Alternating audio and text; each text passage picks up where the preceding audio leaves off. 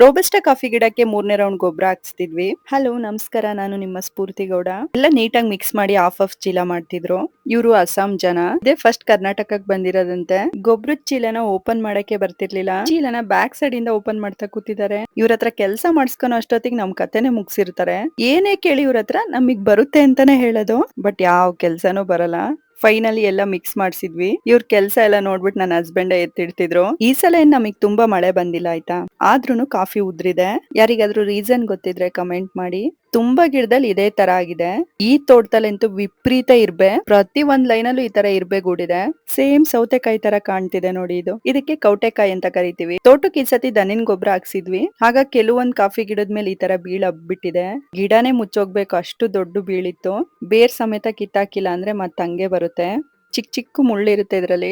ಕೆಲವೊಂದ್ ಕಾಫಿ ಗಿಡದಲ್ಲಿ ಕಾಫಿ ಹಣ್ಣೆ ಬಂದ್ಬಿಟ್ಟಿದೆ. ಇನ್ನಷ್ಟು ವಿಡಿಯೋ ಜೊತೆ ಬರ್ತೀನಿ, ಫಾಲೋ ಮಾಡಿ. ಬಾಯ್.